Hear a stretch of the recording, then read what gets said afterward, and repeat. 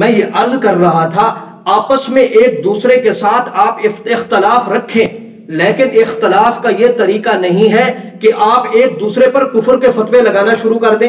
بریلوی کہے دیوبندی کافر، دیوبندی کہے بریلوی کافر، اور پھر اہل حدیث کہیں بریلوی دیوبندی یہ دونوں کافر۔ نہ بریلوی دیوبندی کے پیچھے نماز پڑھنے کے لیے تیار ہے، نہ دیوبندی بریلوی کے پیچھے نماز پڑھنے کے لیے تیار ہے، اور نہ اہل حدیث دیوبندی اور بریلوی دونوں کے پیچھے نماز پڑھنے کے لیے تیار ہے۔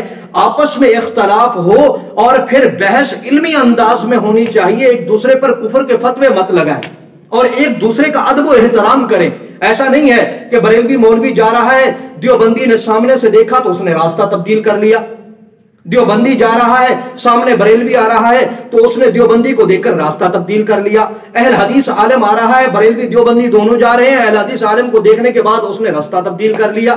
ایسا نہیں، ایک دوسرے کا ادب و احترام کرنا چاہیے۔ امام اعظم ابو حنیفہ رحمۃ اللہ علیہ کی میں اور آپ تقریر کرتے ہیں، ائمہ اربعہ امام ابو حنیفہ رحمۃ اللہ علیہ، امام شافعی رحمۃ اللہ علیہ، امام مالک رحمۃ اللہ علیہ، اور اسی طریقے سے امام ابو یوسف رحمۃ اللہ علیہ، فقہی مسائل کا ان کے اندر آپس میں ایک دوسرے سے بہت زیادہ اختلاف ہے، لیکن ان حضرات نے ایک دوسرے پر کفر کے فتوے نہیں لگائے، ان حضرات نے ان کو آپس میں ایک دوسرے کو دائرہ اسلام سے خارج نہیں کہا، ان حضرات نے آپس میں ایک دوسرے کا ادب و احترام سامنے رکھا۔ امام اعظم ابو حنیفہ رحمۃ اللہ علیہ یہ کوفہ سے تعلق رکھتے ہیں، اور کوفہ بہت زیادہ بدنام ہو چکا تھا۔ حضرت حسین رضی اللہ تعالیٰ عنہ کو شہید کرنے کی وجہ سے بلا کر انہوں نے بے وفائی کی تو کہا جاتا تھا کہ کوفہ والے تو بڑے بے وفا ہیں۔ اب امام اعظم ابو حنیفہ رحمۃ اللہ علیہ کوفہ سے تعلق رکھتے ہیں، امام مالک رحمۃ اللہ علیہ مدینہ منورہ سے تعلق رکھتے ہیں۔ اب مدینہ منورہ کے امام مالک، کوفہ کے امام ابو حنیفہ رحمۃ اللہ علیہ، اور امام مالک رحمۃ اللہ علیہ امام اعظم ابو حنیفہ رحمۃ اللہ علیہ سے عمر کے اندر تقریباً 15 سال چھوٹے ہیں، اور امام اعظم ابو حنیفہ رحمۃ اللہ علیہ کو یہ اعزاز حاصل ہے کہ حضرات صحابہ کرام رضی اللہ عنہم اجمعین کی انہوں نے شاگردی اختیار کی ہے۔ تو حضرت امام اعظم ابو حنیفہ رحمۃ اللہ علیہ مدینہ منورہ کا سفر کرتے ہیں، روضہ رسول پر حاضری دی، درود و سلام پڑھا، وہاں سے فارغ ہوئے، امام مالک رحمۃ اللہ علیہ سے ملاقات ہو گئی۔ امام مالک رحمۃ اللہ علیہ نے امام اعظم ابو حنیفہ رحمۃ اللہ علیہ کا نام تو سنا ہوا تھا لیکن چہرے کا دیدار نہیں کیا تھا۔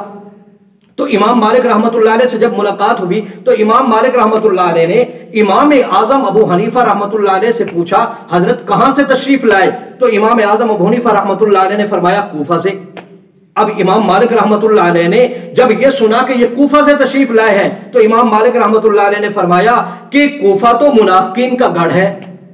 اب تکلیف ہونی تھی کہ نہیں ہونی تھی؟ امام اعظم ابو حنیفہ رحمۃ اللہ علیہ عمر میں بڑے ہیں لیکن اتنا سخت جواب نہیں دیا۔ اگر سخت جواب دیتے تو انہیں اس بات کا ڈر تھا کہ مقدس شہر کے اندر ہوں، قریب خاتم الانبیاء محبوب کبریا حضرت محمد الرسول اللہ صلی اللہ علیہ وسلم آرام فرما رہے ہیں، کہیں ایسا نہ ہو کہ میں کوئی سخت جملہ کہوں اور آپ صلی اللہ علیہ وسلم کی روح مبارک کو تکلیف پہنچے۔ تو امام اعظم ابو حنیفہ رحمۃ اللہ علیہ نے پیار محبت کے انداز میں امام مالک رحمۃ اللہ علیہ سے فرمایا، حضرت میں اجنبی آدمی ہوں، میں آپ سے ایک مسئلہ پوچھنا چاہتا ہوں، اس آیت کا مطلب کیا ہے؟ امام مالک رحمۃ اللہ علیہ نے فرمایا بھئی کس آیت کا مطلب؟ تو امام اعظم ابو حنیفہ رحمۃ اللہ علیہ نے فرمایا وَمِمَّنْ حَوْلَكُمْ مِنَ الْأَعْرَابِ مُنَافِقُونَ وَمِنْ أَهْلِ الْمَدِينَةِ مَرَضُوا عَلَى النِّفَاقِ لَا تَعْلَمُهُمْ نَحْنُ نَعْلَمُهُمْ۔ اب اس کا ترجمہ کیا؟ اللہ رب العزت فرماتے ہیں آپ صلی اللہ علیہ وسلم کو، اے میرے محبوب کہ آپ کے آس پاس منافقین بہت زیادہ رہتے ہیں اور مدینہ میں بھی بعض لوگ ایسے ہیں جو نفاق کو لیے پھرتے ہیں، آپ ان کو نہیں جانتے، میں جانتا ہوں۔ اب امام مالک رحمۃ اللہ علیہ نے جب یہ آیت سنی تو امام ابو حنیفہ مالک رحمۃ اللہ علیہ کا تو رنگ اڑ گیا غصے کی وجہ سے، تو پوچھا حضرت آپ کا نام؟ امام اعظم ابو حنیفہ رحمۃ اللہ علیہ نے فرمایا مجھے ابو حنیفہ کہتے ہیں، میرا نام نعمان ابن ثابت ہے۔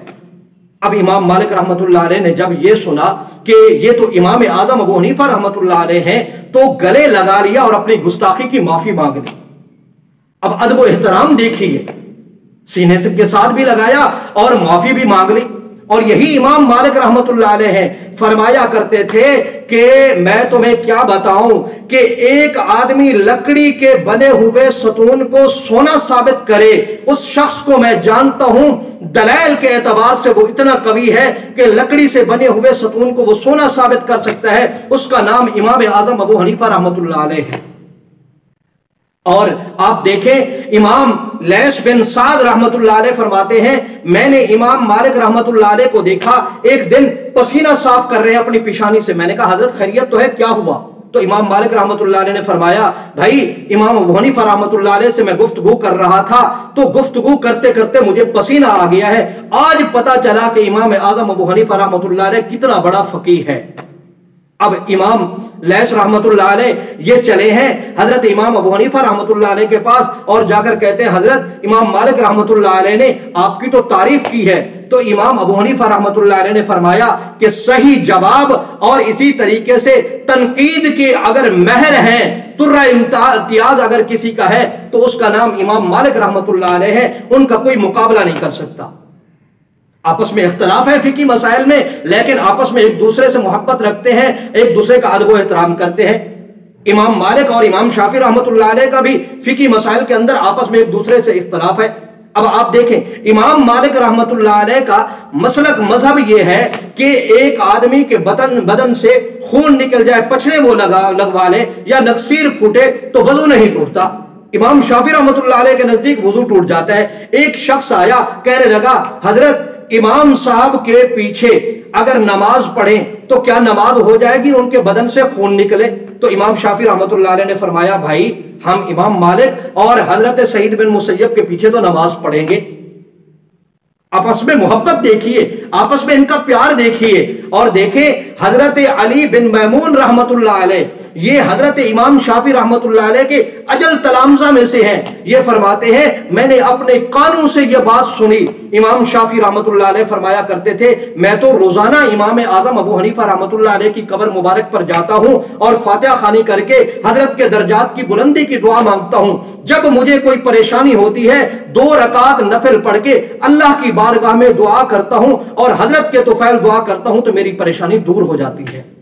تو ان حضرات کا آپس میں فقہی مسائل کے اندر اختلاف تھا لیکن آپس میں ایک دوسرے کا ادب و احترام کا انہوں نے خیال رکھا. میں اور آپ اپنے اکابر کی زندگی کا مطالعہ کریں تو وہ حضرات بھی مسلکی طور پر ایک دوسرے سے اختلاف رکھتے تھے لیکن جب ایک عالم دوسرے مسلک کا آتا تھا تو ان کا ادب و احترام کرتے تھے. مثلا آپ دیکھیں مولانا احمد علی لاہوری رحمت اللہ علیہ امام الاولیاء ہے, شیراں والا باغ لاہور سے تعلق رکھتے ہیں. اس دور کے اندر مولانا ثناء اللہ عمر تسری رحمت اللہ علیہ یہ مسلک اہل حدیث سے تعلق رکھتے تھے. اب مولانا ثناء اللہ عمر تسری رحمت اللہ علیہ شیراں والا باغ جانا چاہتے ہیں. امام الاولیاء حضرت مولانا احمد علی لاہوری رحمت اللہ علیہ سے ملاقات کرنے کے لیے تو ذہن میں یہ تھا کہ مغرب کی نماز وہاں جا کر پڑھیں گے.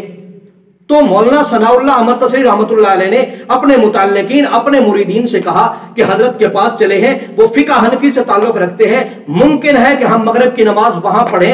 جب حضرت کے پیچھے ہم نماز پڑھیں گے تو سورت فاتحہ جب پڑھی جائے گی تو آمین بالجہر نہیں کہیں گے, سری آمین کہیں گے. اور ادھر حضرت مولانا احمد علی لاہوری رحمت اللہ علیہ کو پتا چلا مولانا ثناء اللہ عمر تسری رحمت اللہ علیہ آ رہے ہیں تو حضرت نے اپنے شاگردوں اپنے مریدین سے کہا کہ بھائی آج مسلک اہل حدیث کے نامور عالم مولانا ثناء اللہ عمر تسری رحمت اللہ علیہ حاضر ہو رہے ہیں تو آج مغرب کی نماز جب وہ پڑھائیں تو پھر ہم نے آمین بالجہر کہنی ہے. اب دیکھیے جب مولانا ثناء اللہ عمر تسری رحمت اللہ علیہ آئے مغرب کی نماز کا وقت ہوا تو مولانا احمد علی لاہوری رحمت اللہ علیہ نے مولانا ثناء اللہ عمر تسری کو مصلی پہ کھڑا کر دیا. اب جب مولانا ثناء اللہ عمر تسری رحمت اللہ علیہ نے سورت فاتحہ پڑھی وَلَضَّالِّينَ جب کہا تو مولانا ثناء اللہ عمر تسری رحمت اللہ علیہ کے جو مریدین ساتھ تھے انہوں نے آمین آہستہ کہا اور مولانا احمد علی لاہوری رحمت اللہ علیہ کے شاگرد متعلقین اور جو ماننے والے تھے انہوں نے آمین بلند آواز سے کہا. ایک دوسرے کے مسلک کا کس طرح وہ احترام کیا کرتے تھے, ایک دوسرے کو کس طرح عزت دیا کرتے تھے. تو مجھے اور آپ کو چاہیے ہم اپنے اکابرین اپنے اسلاف کی سوال حیات کا ان کی آپ بیتی کا مطالعہ کریں کہ وہ حضرات آپس میں ان کا اختلاف تھا, علمی انداز سے ایک دوسرے سے وہ کیا ہے اختلاف رکھتے تھے, ایک دوسرے پر انہوں نے کفر کے فتوے نہیں لگائے.